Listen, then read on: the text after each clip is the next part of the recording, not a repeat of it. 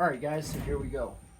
This is a laptop that I use to design and run the program for the X-Carve CNC machine. On here, I'm basically making 3 basic square tiles about 5.5 inch square with numbers on them.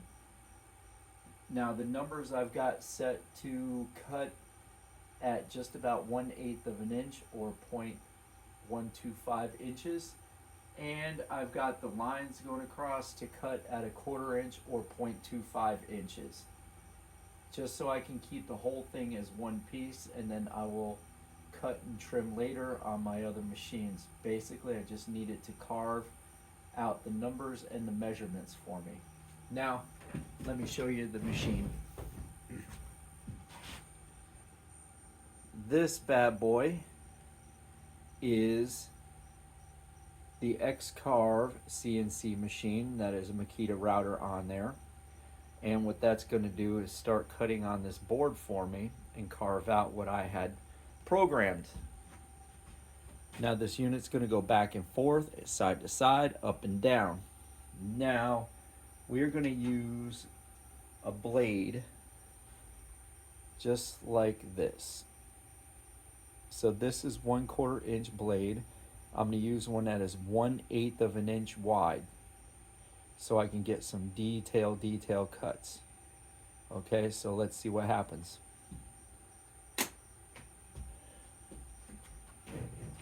First thing I've got to do is set the machine so that way it starts in the correct place.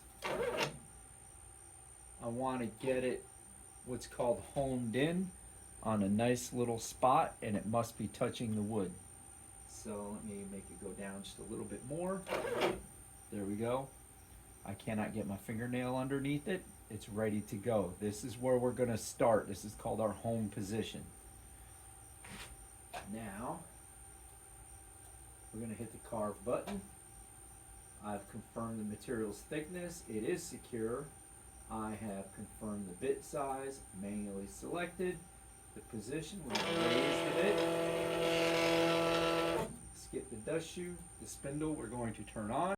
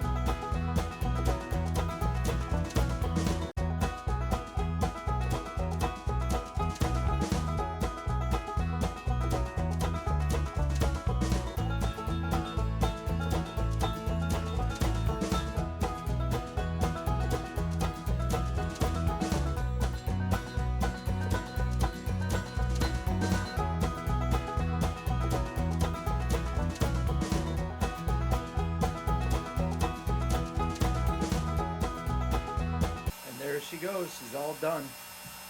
Let's take a look. So I'm going to shut off the machine, move that out of the way. Let's take a closer look, huh?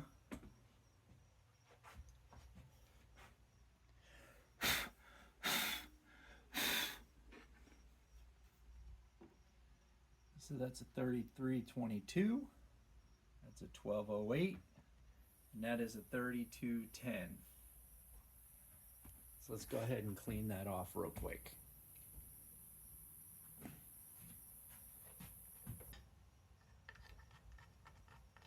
Clear the sawdust out of here.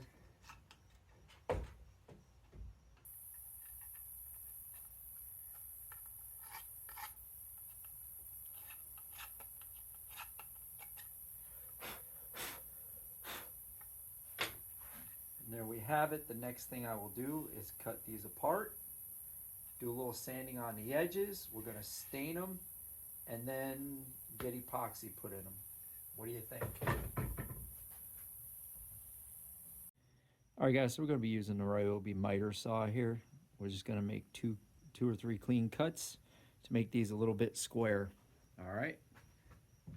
So first thing we're going to do, we're going to follow this laser cut. Let's cut this right on here. And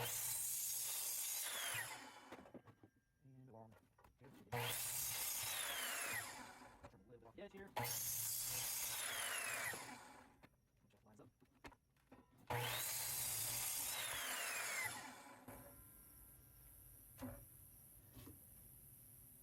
You know what? I think I'm going to leave that edge alone just because of the big knots.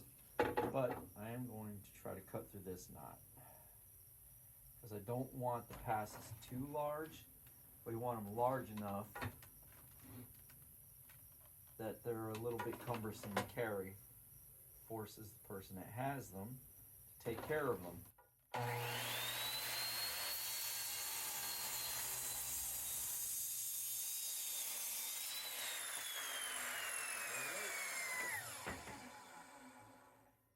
Look at that. Cool. Excellent. So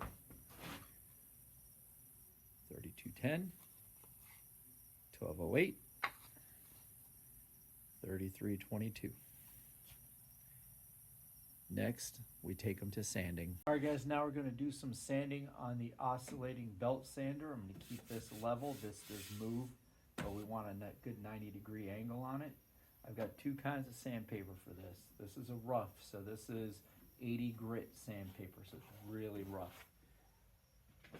That gets the most of the material off the edges that we need off. This will smooth it out more. This is 150 grit, so it's a lot smoother. So let's go. Can't forget my breather.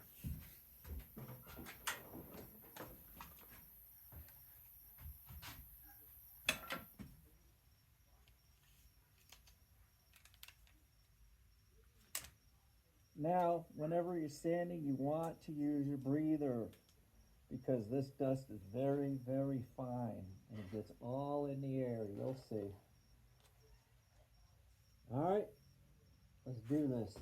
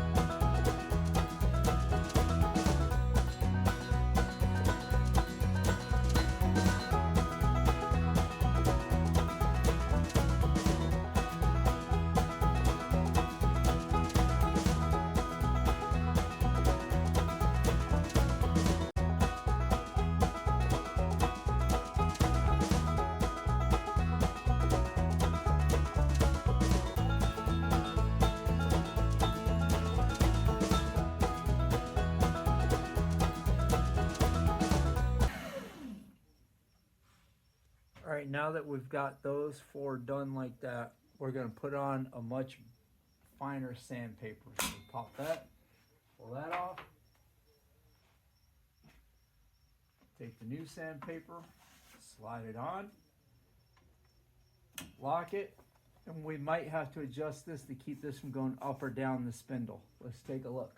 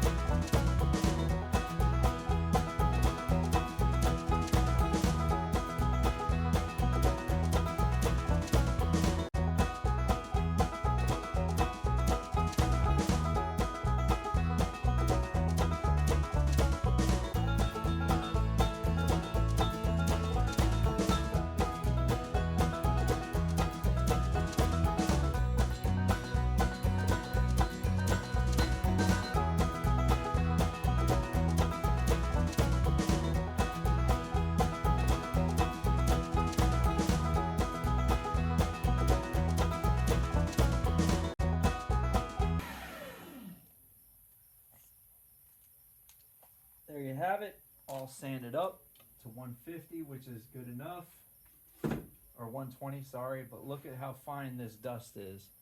Now imagine if you're breathing that in. It's so fine.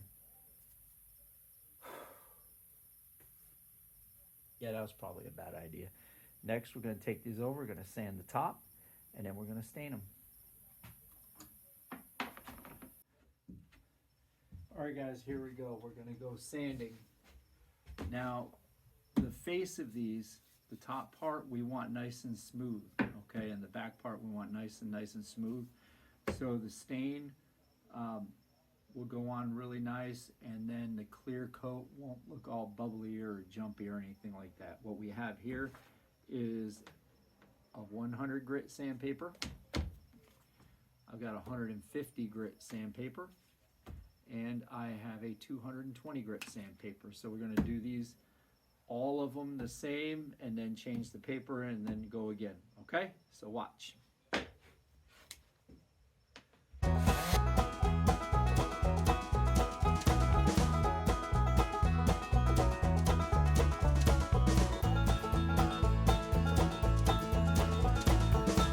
Now these don't have to be sanded perfect, they just need to be good enough, especially for what they're going to be used for. Some of you who are my students know exactly what these are going to be.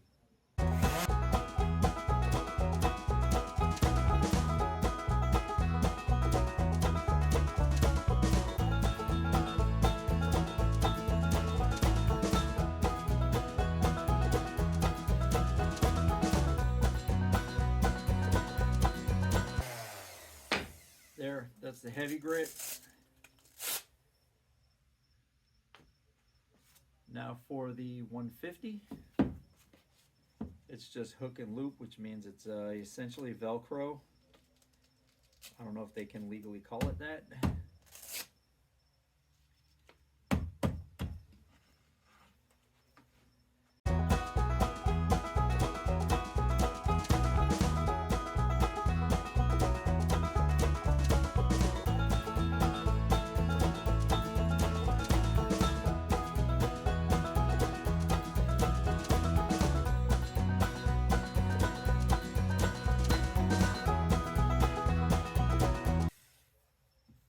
Feel pretty nice. All right, let's jump to the 220. Sanding is one of the most tedious parts of woodworking. If you watch anyone else's videos, they'll talk about the endless sanding. Nobody enjoys sanding.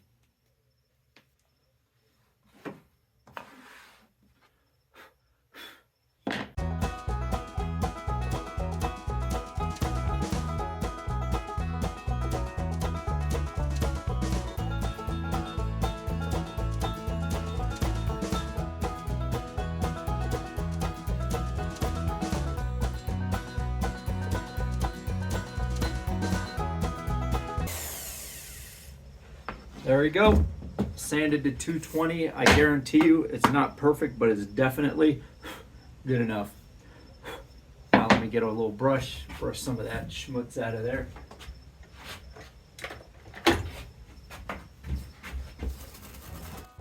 Wire brush comes in handy to pull out the sawdust bits that want to stick. See, loosen that right up.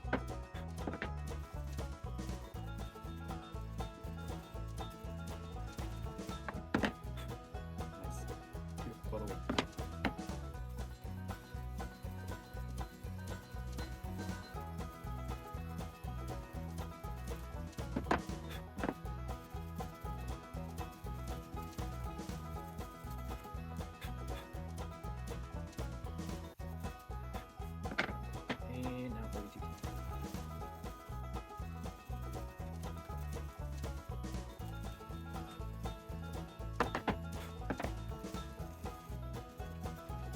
You're one of my students. They always ask me, Mr. Shannon, how did you make those? Well, I make them once a process from start to finish. Okay.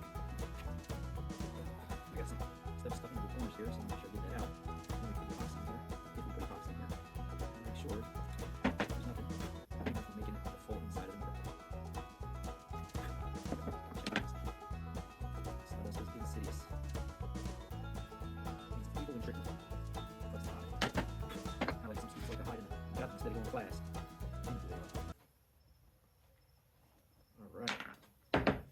good.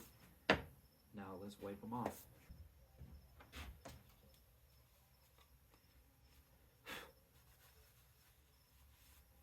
Nice and smooth.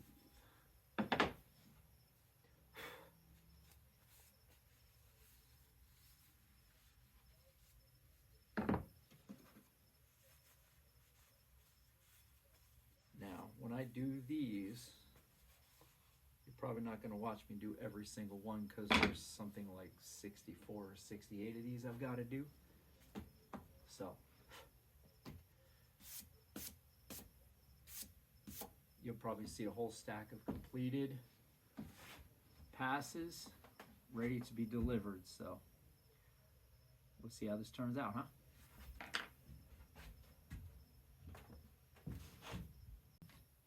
All right, here we go, guys. So I've got them laid out. I put these little sticks here to keep our passes from laying flat on this board. As you can see, I've used this board before for staining purposes. Now, you're going to try not to get stain all over your hands, so recommend a pair of properly fitting nitrile gloves. Get those on to protect our hands from the stain.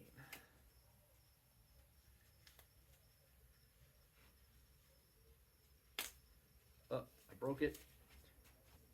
All right, there we go. Now, I like to use these Varathane Premium Fast Dry Wood Stains. I'm not sponsored or anything. This is just what I like because I love the 1 hour dry time on these. I will use many different other brands if they're affordable. This one, this color we're going to use today is actually called Golden Mahogany. We're going to use a 1-inch chip brush. We're going to brush it on. And then we're going to rub it off with this white rag. And I've got another white rag over there in case this one gets full of stain. We're going to do top, bottom, and all the sides. All right? So I put this box here to prevent any splash from getting on our other boards, because otherwise it'll soak in and then they'll be splotchy later. So it looks a lot darker than it's going to come out. So let's get that a little wet. Brush that on. We don't need to get too much in the numbers because I'm going to see if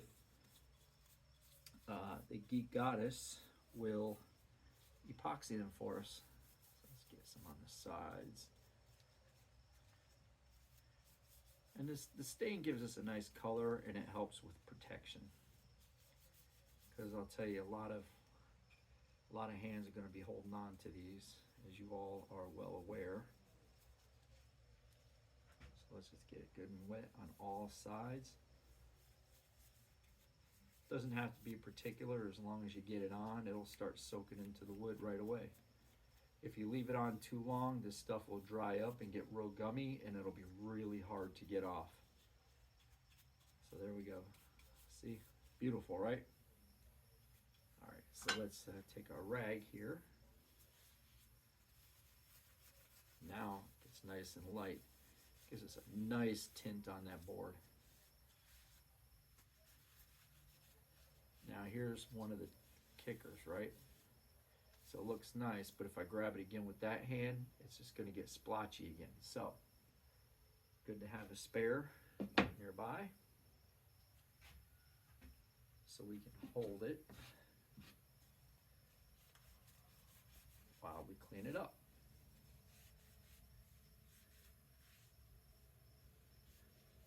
So I know the stain says dry in 1 hour, but if we get it in the holes, it gets real wet. So it actually takes about overnight and sometimes longer to dry. But look at that. It's beautiful, right? If we get too much stain on the stick, it's going to transfer back onto the pass. So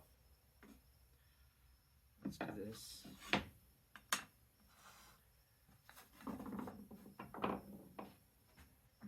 Just balance that there for right now.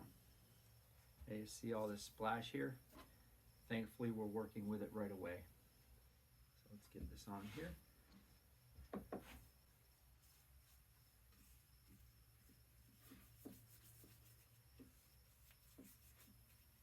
Another way to do this would be to dip the cloth directly into the stain and rub it on that way, but that's not the way I like to do it.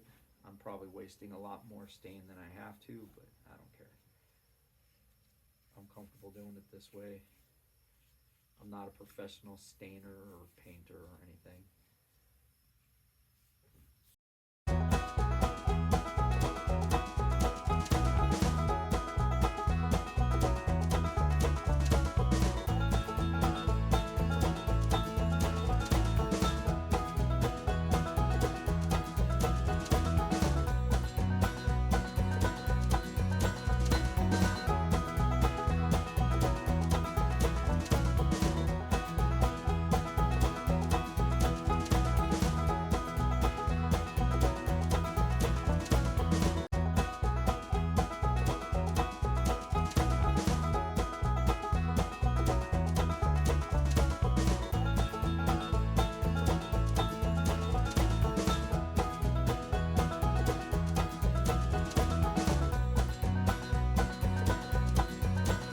What do you think? They're beautiful, right? I just love how the stain has brought out the knots, giving it lots of character. I know we're not going for character. These are supposed to be utilitarian for school, but hey, let's be proud of what we do, right? So again, not perfect, but good enough. And now we let them dry,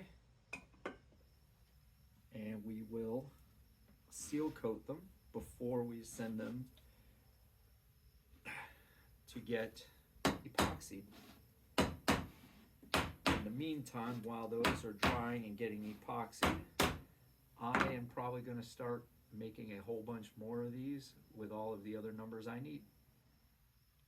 Thank you so much. See you later. Here we are, guys, the final reveal. I have made a pass for every classroom in the school. Everything that was on my list except for 3. I managed to duplicate one of my carves. So I had 2 sets of 2 different passes, and I managed to make triplicates of another.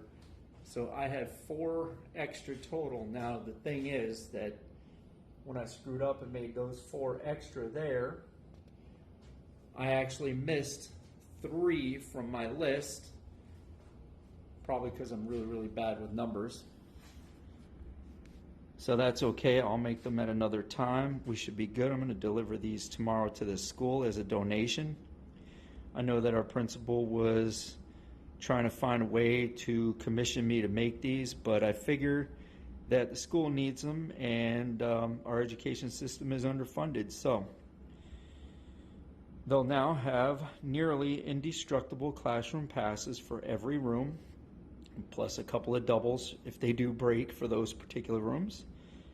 These are done with a mahogany stain, and the epoxy work was done by the Geek Goddess herself in blue and yellow, which are the school colors. Now, they're not perfectly square, and they're not all exactly the same, and they're not perfect, but what they are is good enough.